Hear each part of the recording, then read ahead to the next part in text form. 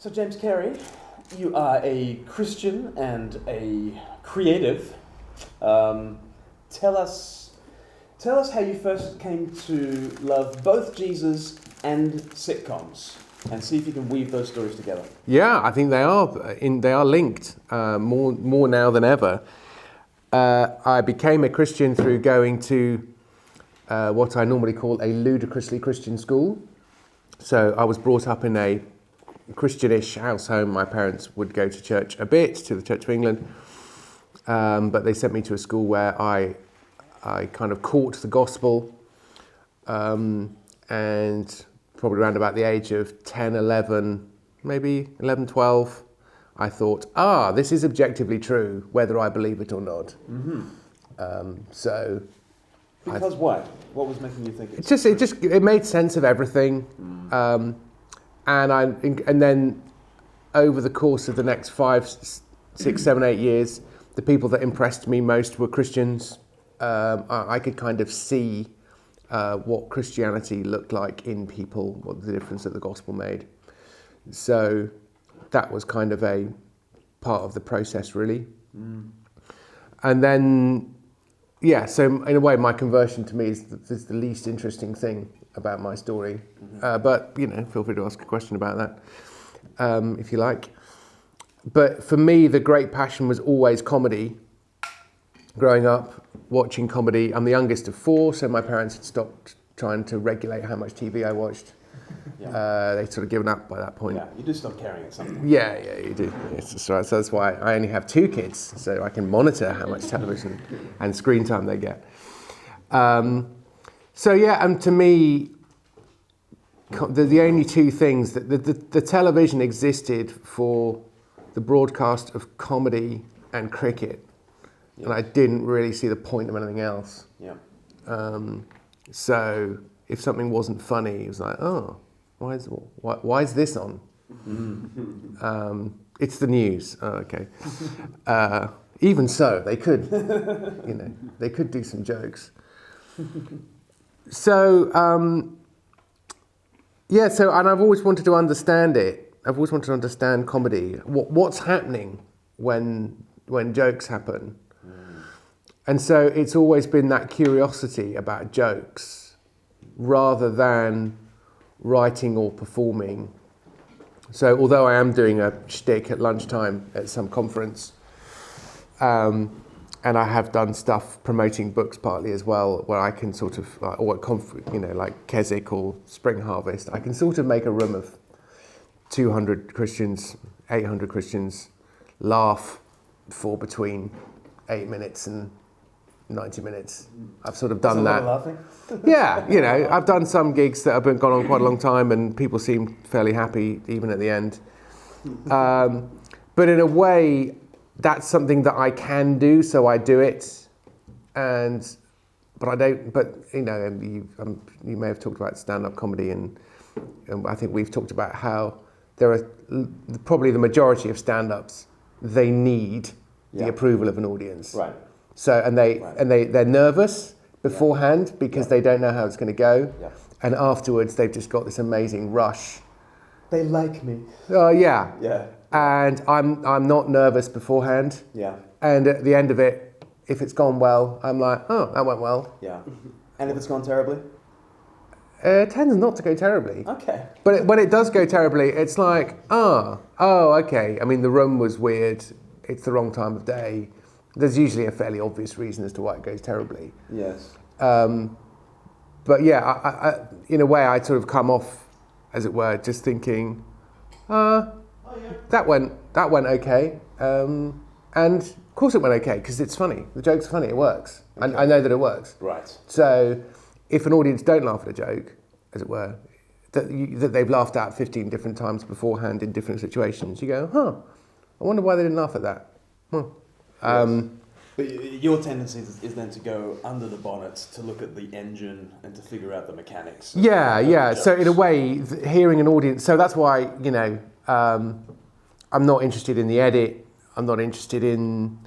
So with I write Milton Jones's show with him, and I sit in the audience when we're recording it and just think, Oh yeah, they laughed at that. Oh, they laughed at that. Oh, they didn't laugh at that. Oh, that's interesting. Oh, they laughed at that. Oh, they liked that. Oh, that was good. They liked that. Oh, don't know why they laughed at that. But normally you sort of keep score, and you hit. You know, on a good night you'll hit 85%. Oh, they kind of, you know, and then a few jokes come out. Yeah, one or two jokes just go absolutely. You know, it's just like a woof from the audience. You're like, oh, okay, I didn't think it was that funny. And there are other things you just think, oh, you know, you sort of want to stand up and go to the audience. Oh, come on, that's funny. Yeah, objectively. That is objectively. You know, you laughed at the one, you know, you laughed at that one, but you didn't. That doesn't make any sense, people. Yeah. But you know, you're recording it once in front of one audience. In a way, that kind of, maybe that's why I like sitcom rather than anything else, is because you're recording it and then it's done and then it goes out. I don't even listen to it go out because I've heard it. I heard it in front of an audience. I don't need to listen to the edit. And when you figure out, so they laughed at this, they didn't laugh at that. Yeah. Do you go back to the drawing board? Do you go to a big chalkboard and you figure out the equation? No, you kind of note it. I mean, there's no way in which you don't really need to do much of a post-mortem on jokes because you just know that there's just a little bit of black magic to it. And they laugh at this, they didn't laugh at that. Once or twice you just get a real clunker, which is just like, oh, they didn't. There's one episode we still talk about that you can't tell from the recording about Formula One, where Milton ends up doing. There's like a London Grand Prix, and it was funny, and the audience were like, huh. It's like, you do know. Cars? Yeah, and you do know Milton's the funny guy, and you did know that he was. This is like series 5, and so occasionally you just get an outlier like that. But there's no point in agonising over it because it's gone. And next time it's like so. I'm just trying to imagine a comedian say, "Don't you know who I am?" Well, yeah. I mean, that's why. And that's why they obsess over that one guy who isn't laughing. There are 800 people who are having a great time, and then there's this one guy, and clearly his partner, his wife, his spouse, whoever, just thinks this comedian is hilarious, and he's not buying it. Yeah. And so he, you know, which of you would, seek the laughter of the 99? They would go after the one, wouldn't they? The parable of the lost comedian. And I think, that's just kind of human nature, really. Yeah. So. Christian at school, you go away to university to study... theology. Wow. Because I was interested and I thought it would be easier because I was aware that my academic career was probably not my future, and therefore I wanted a subject I could do whilst I did other things. So the plan was to study theology at Cambridge. Cambridge didn't like that plan. Okay. So I applied the first year to do history because I really like history, I still do. And then I thought, maybe it'll be easier to get in if I do theology. And it wasn't. Trinity College said, no thank you. Oh. And other colleges also said, no. So Their loss. Yeah. I mean, it's still kind of annoying. Because in a way, but if I'd been there, I would have been there with like Mitchell and Webb and those sorts of folks. And that might have scared me off. I don't know, probably wouldn't have done. But in the end, I got to basically go to Durham, like most people who fail to get into Cambridge. And I sort of ran the show for 2 years. So I was in the review, the University Comedy Review, in my first year, and then they all left. They were all third years, so I then took over. So I ran it for 2 years. I produced Edinburgh shows and kind of managed that, really. So in that sense, that kind of set me up for comedy writing, producing, directing. How does one break into comedy then? Well, the one way then, which is still viable now, is to sort of work your way up through the kind of sketch show comedy world. I did some Edinburgh Festival shows, got nominated for an award, and there was a radio show called Weekending, which was about as funny as it sounds. Every sketch had a week ending, and there's a new show which is actually, I think, has just packed up, called Newsjack, which is like, if you know, anyone can write for the show, you just send material in, listen to the show, get the format, and then send in stuff. So I did a bit of that, and I got stuff on, and... Can you remember the first thing that got taken and broadcast? It was easily the least funny thing I submitted that week, and I don't quite remember what it was. It might have been, vaguely satirical. But not, I genuinely, I can't remember. I can't remember. I do remember getting a joke on Rory Bremner about Ainsley Harriott, which would probably not be allowed now, actually, because he's a white guy pretending to be Ainsley Harriott. You don't get to do that. Right, yeah. You certainly don't get to black up. Even on the radio, yeah. No, that was a TV show. Okay. So I got some credits to my name. I then ended up being a temp at a literary agent, and then they actually offered to represent me because my CV was just about strong enough, and a new agent was kind of looking for clients and stuff. So that helped a bit, but agents don't really, in my line of work at least, get you work. I kind of tell my agent, you're going to get an email from a producer about a thing. Sorry, I should have mentioned, You were doing your own scouting for your own work. Well, but you do. That's kind of how, that's how it works. Yeah. So, she might be able to set me up a meeting or two, but unless there's an organic link there, those things tend not to go anywhere, really. So, sorry, we've jumped to agents. First big break? Yeah, there have been about 15 breaks, really. Nominated for Perrier Best Newcomer at the Edinburgh Festival. Got a sketch on Weekending on Radio 4. Had a sitcom commissioned by Radio 4, first episode. Was nominated for a Sony. We lost to a special episode of I'm Sorry, I Haven't a Clue. It's just like, okay, well, we're not, that's not really a level playing field. But I did at least get to sit next to Barry Cryer during the dinner. Who prefixed most sentences with, when you get to my age, you ... It's basically, when you get to my age, you get to do exactly whatever the heck you want. And he did, and it was marvellous. Yeah. Actually, weirdly, through church, I got to know Sally Phillips, who I had some mutual friends, and we wrote some sketches for a TV sketch show called Smack the Pony. So I got some sketches on that. That was quite helpful. And then, I think the radio sitcom, Think the Unthinkable, getting commissioned and then actually not being terrible was probably the main thing that set me on I did that, and then I was mentored by someone doing that, by a guy called Paul Mayhew Archer, who co-wrote half the episodes, at least, of The Vicar of Dibley. I then, doing that kind of set me on a path of, I did a radio sitcom, and then I ended up working on My Hero, which was a BBC One show about a superhero thing. And then I went back to the radio, and I also did an episode of My Family.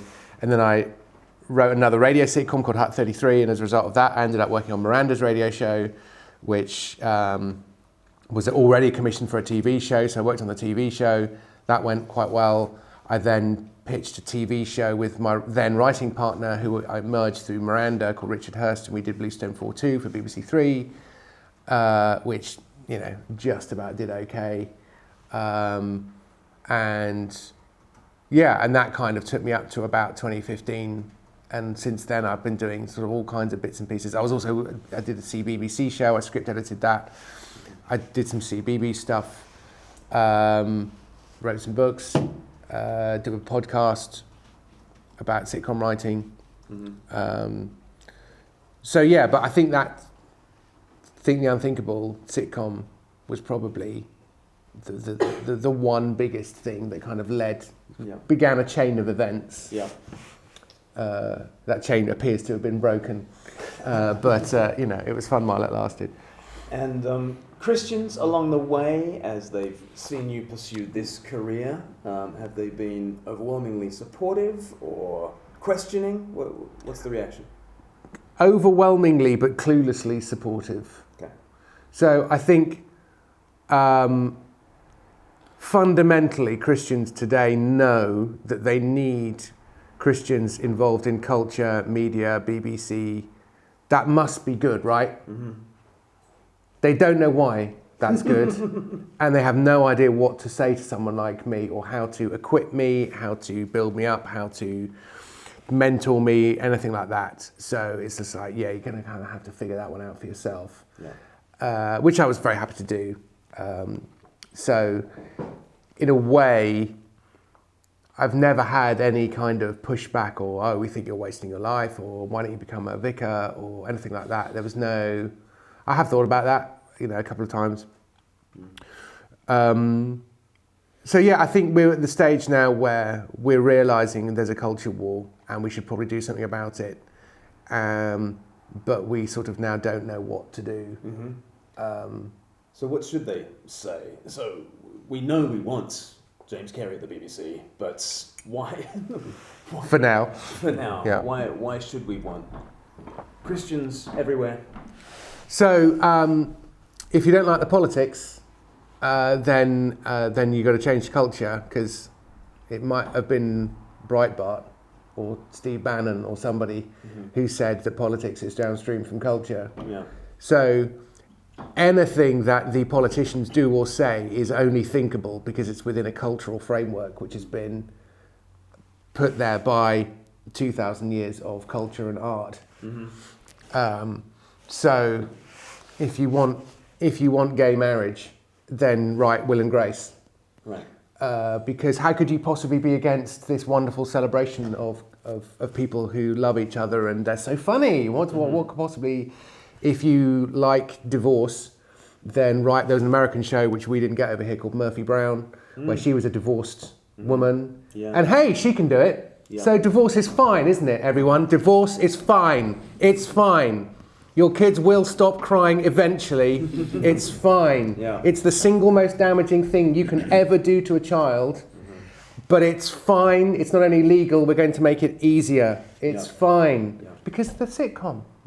Yeah. Look, there's a sitcom. They're all divorced and they're fine. So it kind of creates its own reality field where everyone then legislates because life is some kind of a sitcom, which it is, but it just isn't the show they think it is. So yeah, it's kind of politics is downstream from culture.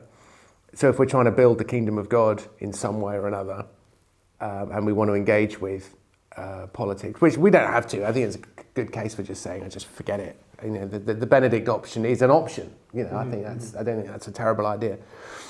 But the problem is they sort of know, the people who really don't like the gospel, they do kind of know that you can't just let people retreat and get stronger and come back. They are going to sort of come after you. There was a long heritage of kill them all. So I don't know how that's going to play out in my lifetime, but I think it probably will in some way or another. So against that, you're saying don't just picket Murphy Brown, don't just picket Jerry Springer the opera. Yeah. What's the positive alternative? Write stuff, make stuff, do stuff, make loads of it, because 90% of it will be bad. Yeah. 90% of secular art and culture is bad. Yeah. And the 10% kind of survives. I think that's one of the problems is Christians now know we probably need to do something about it, but we want to kind of short circuit the creative process. Can we just commission stuff that's good? Oh, yeah. I haven't thought of that. That's a really good idea. Yeah, because we were making loads of bad... Thank goodness you're here. Yeah, I was hoping to commission a good film. Oh, we've written a bad one. We were hoping to make 9 of those first. So I think that... So in a way, I think it's... When somebody asked me on Facebook the other day, and I think I sort of, on the Edge group, sort of... I'm just going to bang that drum continually, really, because I'm not terribly interested in anything else people are talking about. But it's like, look what the Church of Wales have done, same-sex marriage, blah, blah, blah. And I just said, we've lost this because we lost the culture war 100 years ago, possibly 600 years ago. Or at least in the Reformation, that's when we basically stopped fighting the culture war. this is all downstream from that. So if you don't like these decisions and these results, then we're going to have to do something about it. Well, what should we do? Do we need a Christian production company? It was like, yeah, we probably need about 40. We need hundreds of millions of pounds. We don't just need... Well, someone made a thing. There was a YouTube video, wasn't there, about Christianity, which was quite good. Yeah. It's like, yeah, we kind of need an absolute ton of that stuff. A ton of channels. Yeah. Ton of channels, because loads of it will be fine, some will be bad, some will be good. The stuff that initially looks awful turns out to be absolute genius. Yeah. The stuff that someone makes now, which it seems to be weird and incoherent, will be rediscovered in 8 years, and people will go, this person was ahead of their time, and so I think that's kind of... So so I think people get the importance of it, and I think all of the usual suspects know this, but they just can't bring themselves to... It's just always cheaper to fund evangelism because you kind of know what it's doing. And it's like... So the stuff that you want to produce is not just someone talking to camera and saying easy divorce is a mistake. No one's persuaded by that. So instead, what kind of stuff do we need to produce? We just need to produce stuff about everything, but with a Christian worldview kind of some sort of baked into it, but at least part of the discussion, part of the character, part of the mix. I'm not advocating faith films, which is a thing in America. We don't get them over here, where fundamentally people become Christians in the movie. They are led through a prayer of commitment. I guess so. I don't think I've ever seen one, but I feel like I have. So what kind of content? Well, I think there are two things here, but they're the same piece, and I think that's something that I keep saying. So I teach people how to write sitcoms. I've got a video course. I have a podcast. I kind of leverage and monetize that a bit. I think the thing that people have a hard time getting their heads around is how unbelievably wasteful the creative process is.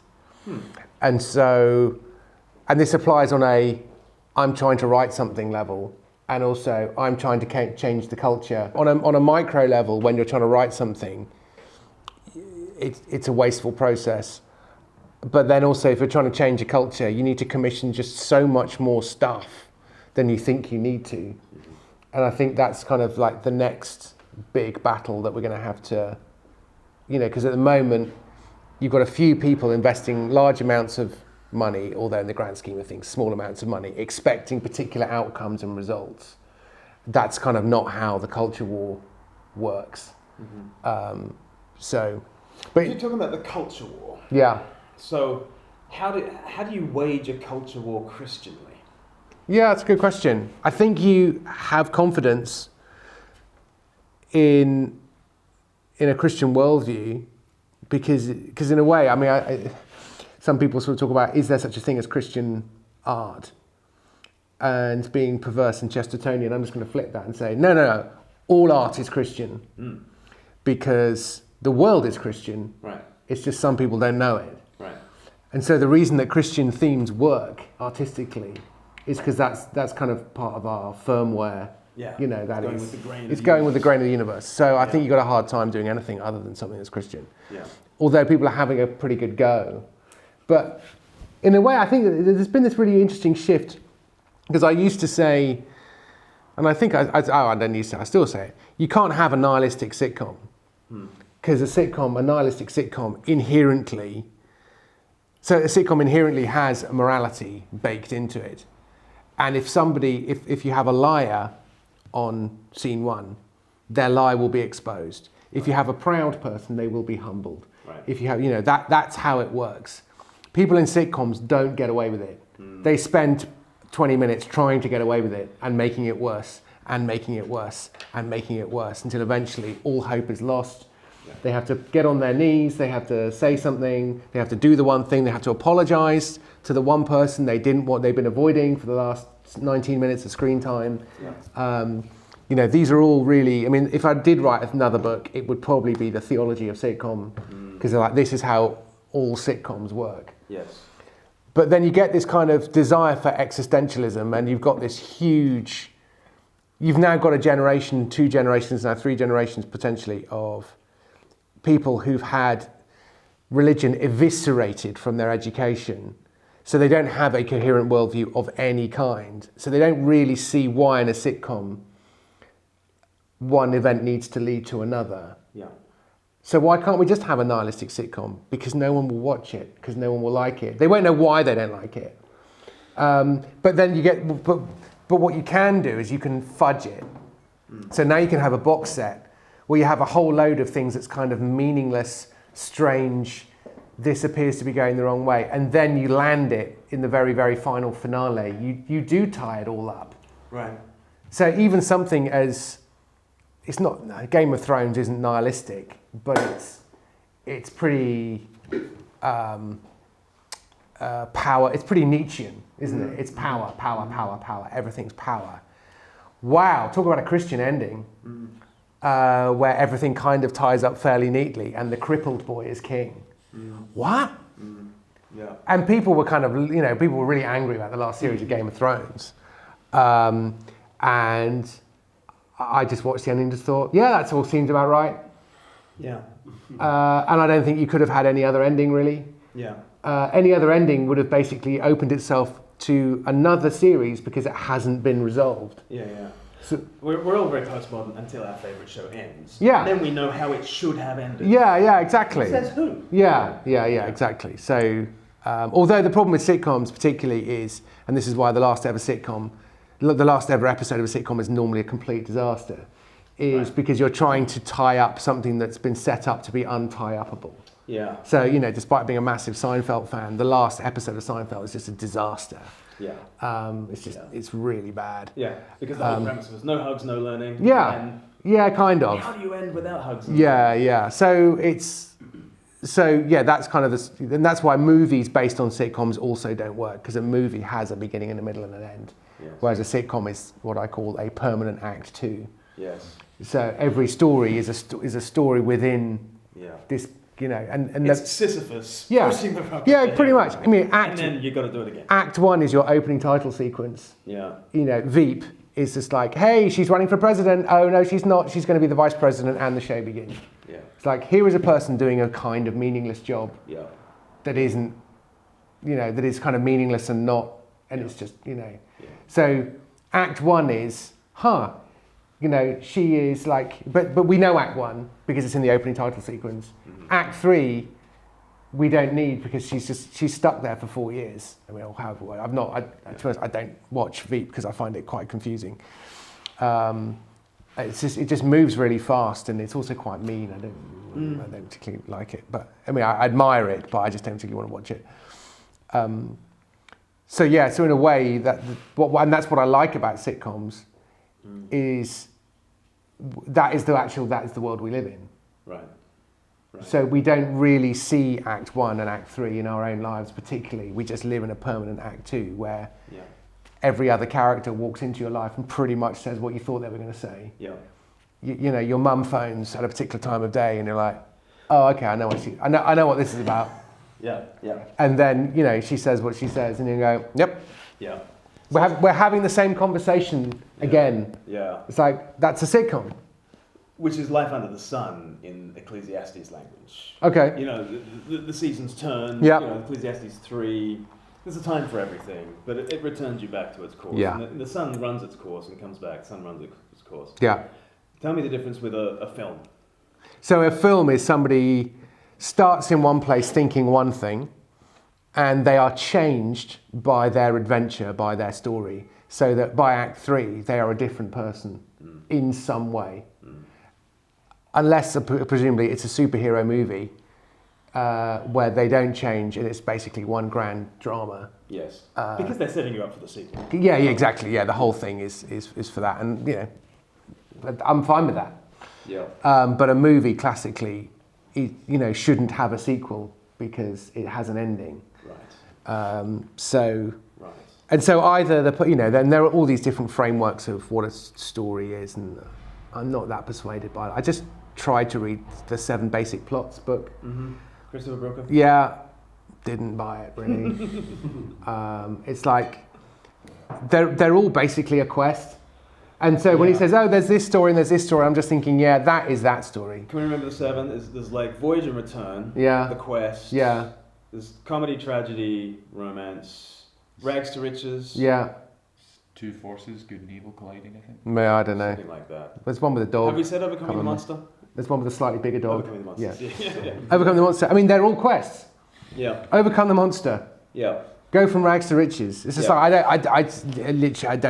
I don't think that survives any serious scrutiny from someone whose job it is to come up with stories for a living. Yeah. That would be my take. But there is a grain to the universe. Oh yeah, You should be sure. able to map out something. Yeah, no, but it's more that these themes are all quests and subsets of the grand quest. It's all the hero's journey. Kind of, yeah. I think it is, yeah. Yes. The hero has 1,000 masks. But Yeah, I think so. So in a way, so they're all different kinds of story, but I don't think they're fundamentally different from each other in any way. Yes. Because the character is trying to achieve an outcome. They have a quest. What is their quest? How do they go about it? Sometimes they succeed, we'll call it a comedy. Sometimes they fail, we'll call it a tragedy. Yeah, kind of, yeah. I mean, but I would say that's a difference in sort of outcome and tone rather than this is a different type of story. It's like, I don't think it is. Yeah. But maybe we have identified one difference. There's the sitcom genre, which I guess feels a lot more Eastern in its telling of history, that it's cyclical and you descend from the Golden Age down to the Iron Age and then you cycle back and cycle back and cycle back. Yeah, I don't particularly want to dignify Eastern philosophy with that because I think it's Christian. I don't think it's Eastern. Because I mean, I do this thing. I do this talk, evangelistic talk, based on is your life a movie or a sitcom? And it's about the rich young ruler man in Mark 7. Can't remember. Mark 10 would it be? 10 probably. Yeah. Goes up to Jesus and says, what must I do to inherit eternal life? Keep the commandments. You know the commandments. And then he says, go and give everything you have to the poor. His face fell. He went away sad because he had great wealth. So he's a sitcom character because he is standing in front of the incarnate God, the supreme being, and he's like, oh, okay, I can't do that. I'm not doing that. I'm not going to change. Sitcom characters do not change. Right. And people don't change. In order to change, you need miraculous work of the Spirit to change. And even then, we don't change that much, that fast. We would all like to change further and faster. Yeah. So is your life a movie? Is your life a sitcom? And I'm basically, my appeal is... much as I love sitcoms, don't be a sitcom character because you are the joke. Yeah. Be in a movie. Yeah. And I always choose Shawshank Redemption just because it's so wildly popular that there's a good chance that 85% of the audience have actually seen it. Because it's on TV about every 2.5 months. And that movie looks like it's about one person, and actually it's about the other person. It's about Red. Who is changed by his experience of meeting Andy. Yeah. So Andy gets out of prison. He's not fundamentally changed by his experience because he was innocent to begin with. He escapes. Yeah. Okay, cool. Is that the end of the movie? No, there's 45 minutes to go. Yeah. So the movie's not about him. Yeah. It's about Red. Yeah. My favourite bit on that is I always enjoy saying how it's based on the Stephen King story. Yeah. And Red is a redhead Irishman. Is that right? Yeah. And at some point in the casting process, some casting director goes, okay, go with me on this. Yeah. For the red-headed Irish guy, I'm thinking Morgan Freeman. Yeah, well. And they booked him. How do you say no to Morgan Freeman? Yeah. But the line is still in the movie. Yeah, yeah. Why do they call you Red? Because I'm Irish, he says. It's just like... That is awesome. Yeah. So that's kind of a little... Andy Dufresne is the pioneer. Yeah. Who works his way out of the prison, but it's Red who gets changed by... Yeah. I mean, Andy's kind of Jesus in that movie. Yeah. He gives Red hope. Yeah. To survive, and then it's because the previous because he's on a trajectory to be Brooks. Right. Who hangs himself. Who basically, he's been institutionalized his whole life, he's let out, and he's got nothing to live for, and he kills himself. And so that is Red's destiny, is suicide. Yeah. And Andy gives him something to live for. Yeah. But we spoke last night about, for instance, The Office. At the very end of the final series of The Office, you can give David Brent better than he deserves. Yeah. But you can't do that at the end of every episode. At the end of a normal sitcom episode, David Brent needs to be humbled, the proudness for. Whereas at the end of a film, we're given better than what we deserve. I wonder if that's like a law and gospel kind of a thing. Oh. That you get your just desserts in a sitcom, you might get better than you deserve if it's a certain shape to a maybe. Yeah, there's something in that. Again, that comes partly down to tone, I guess. I think the thing that works so well in The Office at the end is that thing that I mentioned last night, is self-awareness. Yeah. So the daylight is let in, and there's a moment at which it turns out that David Brent doesn't care what Finchy thinks. That's kind of a really key moment where he gets the unmerited attention of a good woman. Right. He is offered some kind of unconditional love, and it changes him. Yeah.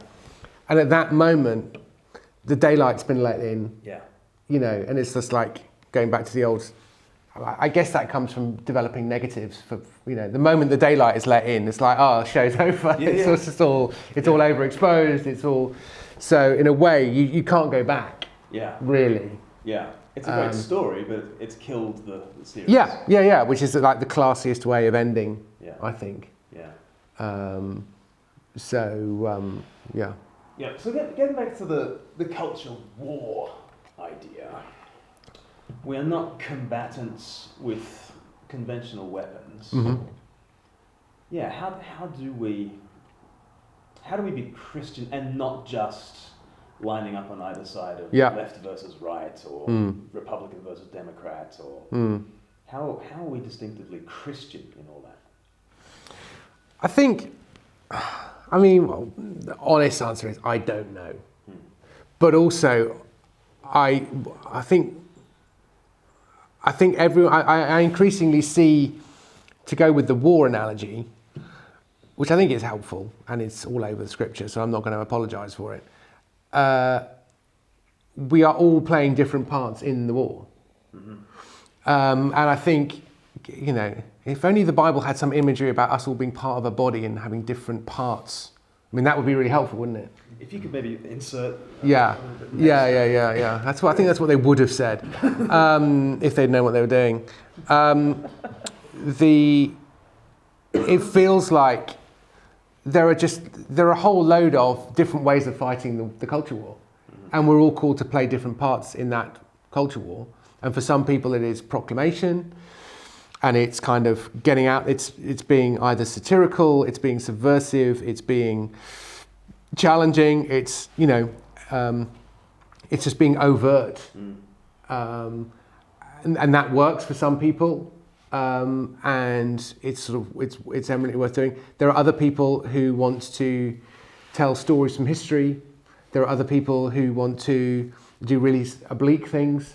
There are people who want to work in the abstract. There are people who want to arrange financing for these things, even though they don't take particularly strong views on which art is better than the other. There are other people who train. There are other, So we're all, and I'm being a overeducated 40-something male, I'm obsessed with World War II. So you just kind of continually realise that the guys who land on Normandy are like the tiniest tip of this absolutely colossal spear, and everything is kind of behind them. And in order to make that work, then that's sort of 2 years of preparation with kind of 30, 40, 50 million people involved in producing landing craft and making mulberries and taking aerial reconnaissance photographs and equipping the Navy and training them to do X, Y, and Z.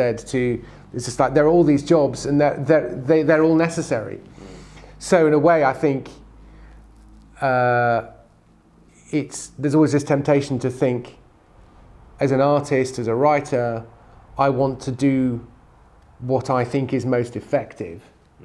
And actually, I don't think you should. I think you should do what you think you will do well, or maybe what you've been called to do. And so, and as an example of that, I have recently had another idea for an actual proper BBC One kind of sitcom about a married couple. I mentioned it last night, and it's kind of Brave New World. And it's been partly inspired. It's set now, it's a normal thing, it just all looks kind of normal, and it was prompted partly by I read it at school, and obviously it was wasted on me then, but listening to Rod Dreher talk about his new book, and he talks about Brave New World, and how essentially we're moving to this point where everyone has to feel good about everything all the time, right. And we're having our choices sort of taken away from us. You know, and all this stuff, I mean, he didn't mention it, but, you know, the Great Reset and billionaires saying, in the future, you won't own anything and you'll be happy about it. It's like, okay, you can get lost right now. You know, say, I'm not having a billionaire tell me that I'll be happy about having nothing. You'll still be a billionaire, right? You know, you can get lost. So I'm really interested in in control and human agency and how that works.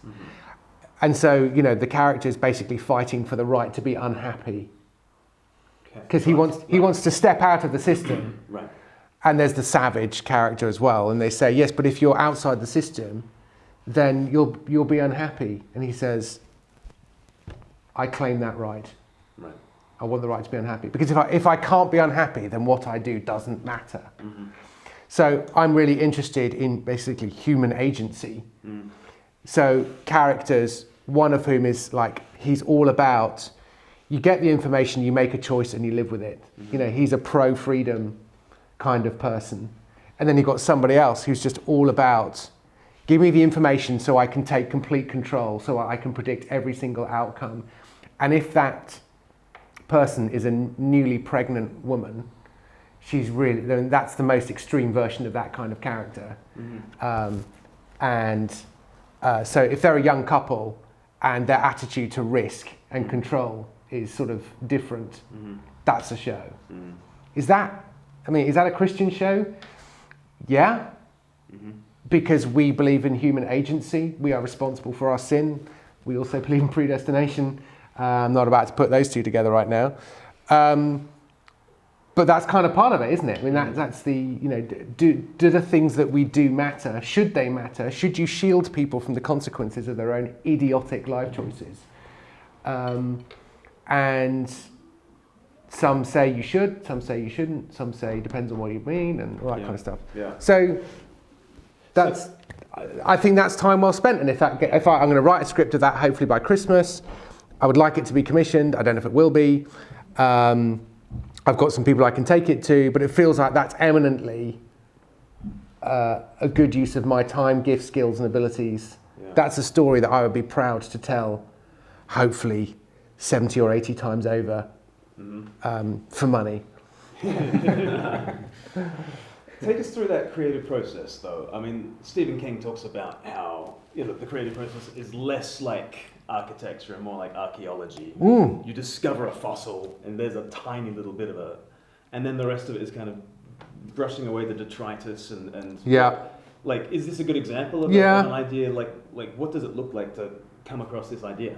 Yeah, I mean, it depends on how you come up with ideas, and again, you're not required to have any particular way. It's just by the time you're taking this idea out and you're doing something with it, you do need to have thought of all of the different situations. So in terms of sitcom, which is what I'm most used to talking about in this case, is you need a situation and you need characters, but overall the show needs to be about something. What's it actually about? Unless it's Seinfeld, in which case it's it's not about nothing. There's no way that show. They've done a very clever trick of persuading people that show's about nothing. It's not about nothing.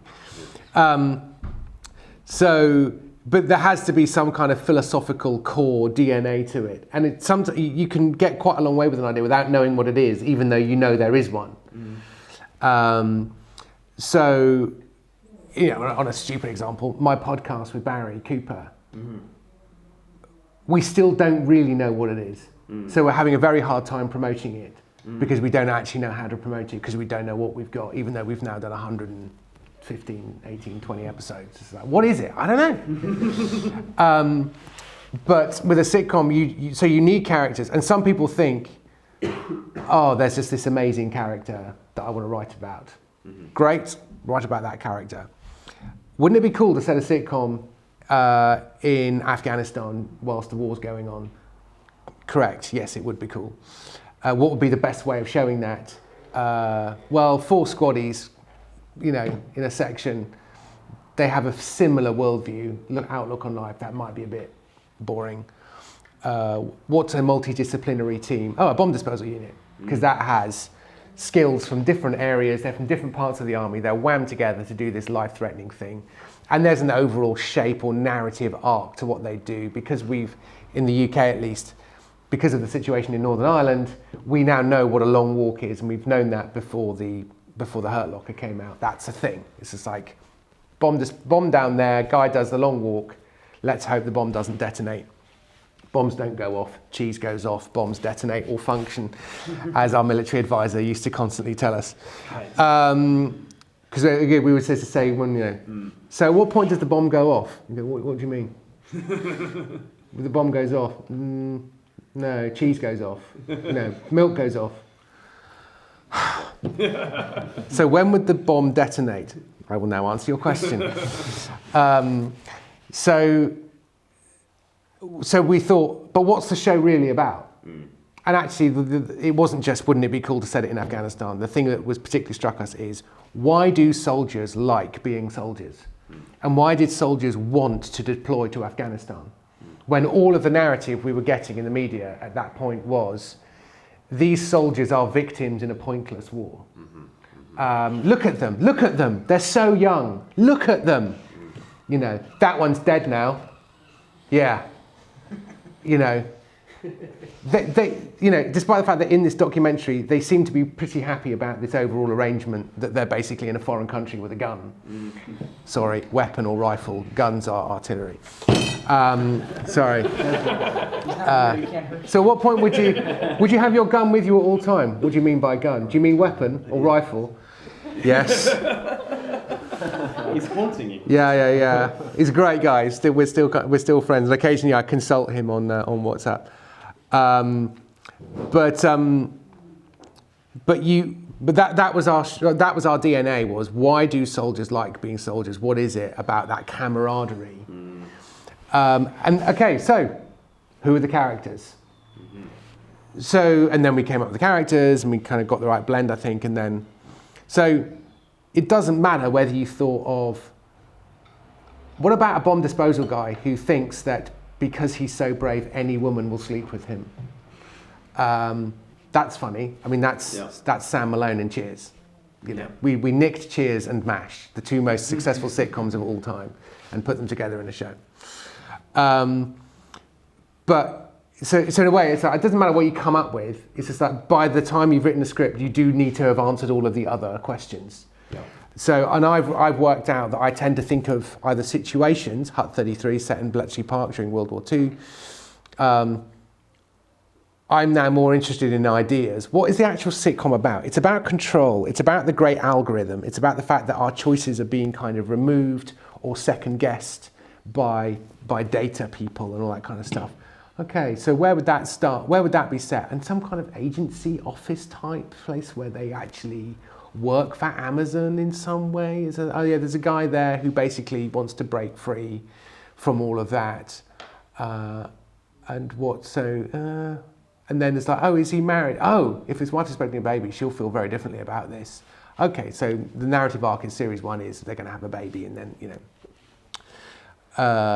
so I now realise the show is mostly set at home rather than about 50. It's not, there aren't 8 people in the office, there are 3 people. There are probably more, but I'm only interested in 3 of them. And then there's the home life, and so I think I've kind of got to where I need to get to. And halfway along the line, I've realised, oh, it's Brave New World. Oh, okay, great. Oh, so he's called Bernard then, great. And she's called Lena. Great. Okay, that's cool. Oh, his boss will be called Mustafa because of Mustafa in the book. You know what I mean? It's like, this stuff writes itself, especially if someone else has written it before you. Yeah. But it doesn't write itself. It's hard graft. Yeah. Isn't it? Yeah. Like how long is this process? Like getting you to this point? This has happened fairly quickly, but I've been mulling it subconsciously probably for 5 years. And also I now know how to I've got a bit of a catalyst kind of way of supercharging stuff because I teach this stuff. I now know what I need to do. So I've got a bit of a head start on that score. But yeah, so it's like, what is the show? You're writing documents, sometimes bits of paper, writing myself little notes, go for a walk, have a think, write it down. So who is this character? What's the situation? What are the kind of plots? What sort of things could happen every week? Okay, so you've got a whole load of build up to having a baby, and that has its own narrative. Well, what about him? What's he trying to do? He loves sport because sport is unpredictable. So, that's kind of, he's a stats guy. So he's a numbers stats guy, really. So there's this, and then she's got a mum who's probably religious in some way. So she thinks that everything is predetermined. She's sort of fatalistic rather than a Calvinist. I don't know. It's like I haven't got there yet. But yeah, and then I'm sort of thinking, well, what's the first episode? Because what I read a lot of scripts.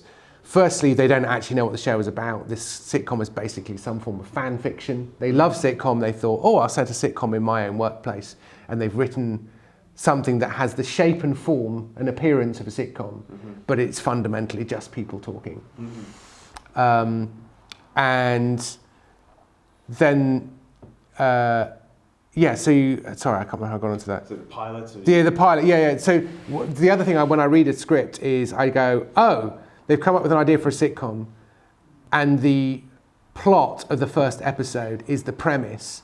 And once they've established the plot and the premise at the same time, I now don't know what the sitcom actually is. Or actually, I think they want to write a movie. Because they're more interested in the story than the characters. Right. So in a sitcom, stories are things you need for the characters to be funny. Right. So the moment people start going, he does this and then he goes on this journey and then he does this and does this. Okay, that's a box set. So Breaking Bad is a 90-hour movie, isn't it? Which is fine, great, that's cool. But it's anything which has that kind of structure and arc is going to be less funny. Because the story is the king, not the characters. Right. Whereas every sitcom outline you've seen of there's an episode of Brooklyn Nine-Nine coming up and it tells you what's going to happen. And it's just like, I don't care. Yeah. You're not looking at it just going, that'll be funny. Right. You're looking at it to see whether you've seen it before. Yes. And then you just assume that it's going to be funny because the characters in Brooklyn Nine-Nine are funny. Yes. So when they go, there's a contest over Terry's yogurts. Terry's yogurts go missing, and you go, Terry loves yogurts, and I wonder how his missing yogurts is going to be funny. Yeah. But you're not just thinking, this is going to be so funny. Yeah. Yogurts going missing, that's funny. It's like, no, it's not funny. Terry's funny. And his daughters Cagney and Lacey. So you're making sure that you've actually got it. Is this a sitcom? Is this actually a sitcom? Or is this a movie? Is this a novel? Is this something else? Yeah. And quite often it is. Yeah. And that's fine. Write a novel. Yes. Which again, I think might be why sitcoms are more law and films are more gospel. In that, if it's about the flesh, it's about the persons. Yeah. Rather than it's interesting. Story into which the persons fit. Okay, you've sold me on that. I like that. Yeah, right. Law and gospel. Hi. I was wondering if you ever suggested an idea to somebody, but they've told you it's inherently maybe too Christian or too faithful or something, and then they've just said no. And then how do you? It's a good question. I sort of know what they're going to say before they've said it. So in a way, I've already moderated it. I mean, it's just pitching anything that does have strongly Judeo-Christian themes is going to be an uphill battle to the point where I've sort of not bothered going into that world. So I think it needs to be about something else. what's interesting, my Bluestone 4-2 show, the most normal and realistic character in some ways is the Padre, because she is more like a civilian than anybody else, whereas the other characters in it behave like soldiers, and soldiers are trained to be weird. You know, they run in the opposite direction from where everybody else is running, like firemen, you know. The other thing is, the other sort of framing of it, weirdly, I did have this idea a few years ago, which I realised would have to be set in a black community. I had this idea for a young, a sort of 17-year-old guy who could sort of go in any direction in life. His dad's a pastor. He thinks his dad's a loser. He doesn't want to be part of the church. But the problem is he can see demons and angels. Huh.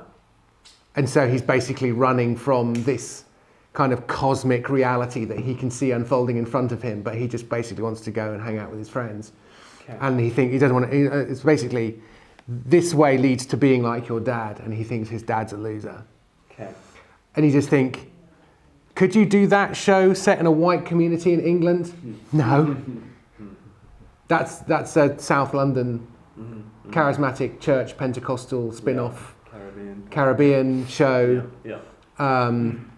So and also, okay, I don't get to write that show because identity politics has kind of reached the stage where I'm not allowed to write a show about a black community. Which I think is nonsense and idiotic. Although I understand it, it's sort of, you know. And there's another show I told you about last night where I just said this show could only exist or be funded in America because it's just too Christian. There'd be a market for it in the States, but there wouldn't over here. So, yeah, it is a concern. But these are secular gatekeepers with all the money. So if you want the money, you've got to play the game. And if you don't want to play the game, that's cool. But get the money somewhere else or find a zero budget solution. Mm-hmm. I was wondering if I could ask about happy endings. Yep. Because you mentioned Shawshank Redemption.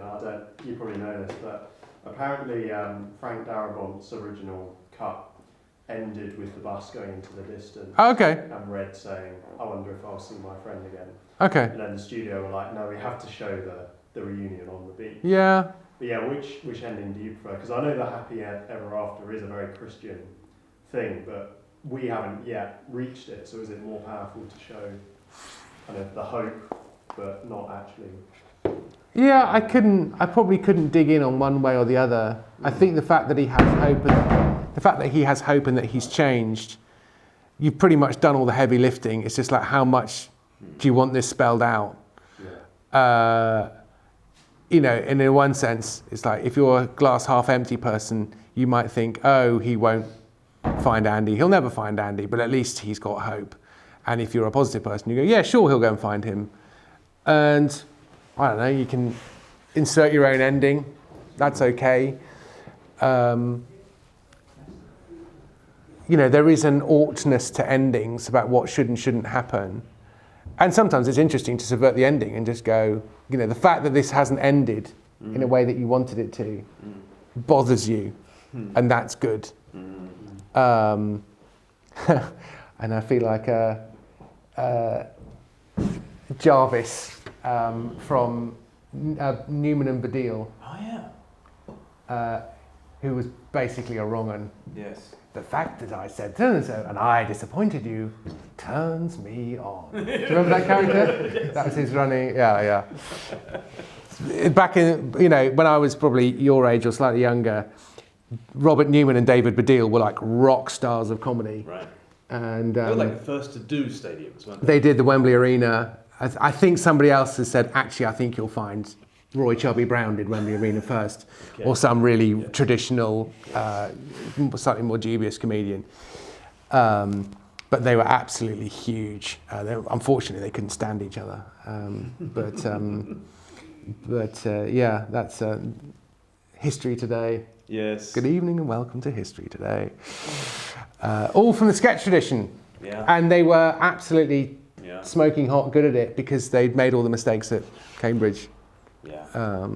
But yeah, endings are... in fact, I was weirdly talking to Glen about last night about teaching people how to end a sitcom episode rather than the last ever episode. The endings are really important, and yet somehow they also don't matter. They shouldn't be bad. They need to be, how do I describe it? They need to be surprising and retrospectively inevitable. So they need to be like, oh, that's cool. But then when you think about it, you just think, well, I don't see how it could have ended any other way. Of course that would happen, but it was still a surprise that was the ending of that episode. So, it's usually, it was there all along. And we see that obviously in the crucifixion, the resurrection. It's like, after the resurrection, there he is in a garden with a woman. Where have I seen a man and a woman in a garden before? All that kind of stuff. It's like, and so there were just it's just clanging bells absolutely everywhere. It had to be, but you didn't expect it. Of course. It's that kind of thing. And that's a lot of waste paper and screaming trying to find that ending. But yeah, quite often you think of something that, that'll work, that'll do. And then in the writing of it, you think, wouldn't it be better if? And to which the answer is normally, yes, it would be better. Your old ending would have probably been fine, but this is better. But there is I'm also fine with the Count of Monte Cristo, where we learn that revenge is not justice. And he goes around and basically kills everybody that wronged him. And do you know what? He's not satisfied by that experience. The end. The end. Yeah. I'm fine with that. So it kind of depends on the story. Yeah. Yeah. And you don't have to turn to camera and give the moral at the end of the story, because that ending from that novel does that for you. If you credit your audience with any kind of intelligence. I've only seen the movie. I've not actually read. This is why we ended this way. That's right. Some You're of you affected by it. Yes, exactly. Yeah, totally. Brilliant. Well, I think Nate and I need to hop into another meeting. But James, thank you so much. Pleasure. Absolutely awesome. And yeah. I love the sound of canned applause. If we can can some laughter as well for later, so I can sprinkle that over my sitcoms, that'd be good. And if people want to keep up with your prodigious online outputs, what should they do? So I talk about sitcom writing on a podcast called Sitcom Geeks. There are 170 episodes, so I wouldn't start from the first one. And then find a comedian you like, because you might well have... Possibly, yeah. We don't interview loads of people, but we have interviewed various people. We've interviewed Graham Linehan, we've interviewed Stephen Moffat, we've interviewed the guy who wrote Rising Damp. What's his name? Chappell. Eric Chappell. And I do a Christian podcast with Barry Cooper called Cooper and Cary Have Words. And there are 100 and something episodes of that. Yep. And you do another podcast with some guy. Oh, yeah. Some guy. We do a sporadic podcast about stories where, frankly, Nate does all the talking and I just ask him 3 questions over the course of half an hour and then edit out the ums and then we're good to go. You're just the pretty face. Pretty much. I'm just the eye candy. Popcorn parenting, so that's another Popcorn one. parenting is what that one is called. Yeah. Where we talk you're about... doing some writing on Substack, is that... I have a Substack as well. Yeah. So I try to write in the mornings and do everything else in the afternoons. Awesome. Well, unless I'm doing this. Thank you for doing this in the morning. Pleasure.